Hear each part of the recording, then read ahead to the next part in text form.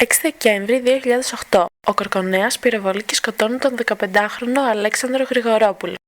17 χρόνια αργότερα, στην πορεία εις μνήμη του Αλέξη, το σκηνικό για άλλη μια φορά ήταν γνωστό. Δακρυγόνα, ξύλο και συλλήψεις. Τα επεισόδια έγιναν γύρω στις 9, όπου τα ΜΑΤ εμπόδισαν βία και με χρήση δακρυγόνων την πορεία να μπει στα εξάρχεια.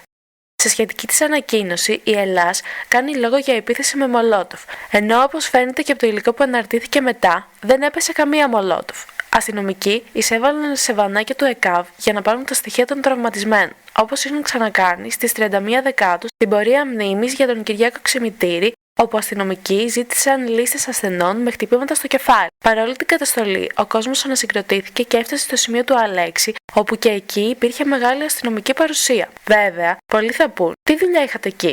Να μην πηγαίνετε για να μην τις αρπάζετε. Ή άντε πια κουράσατε. Αλλά όταν πέφτουν τα δακρυγόνα στους αγρότες, τι λέτε? Το θέμα είναι ότι όταν πεθαίνει ένα παιδί ή όταν ο κόσμος βγαίνει και αγωνίζεται για το δίκαιο, να μην προσπαθούμε να βρούμε κάτι και να τους κατηγορήσουμε, επειδή έτυχε να μην είμαστε εμείς στη θέση τους. Αυτά τα κουκούρια απέναντι σε ποιον θα στραφούνε? Ανάμεσα στον ειδικό φρουρό που πυροβόλησε. Μπορώ να καταλάβω γιατί δεν δόθηκε εικόνα με το φέρετρο ενός 15χρονου παιδιού.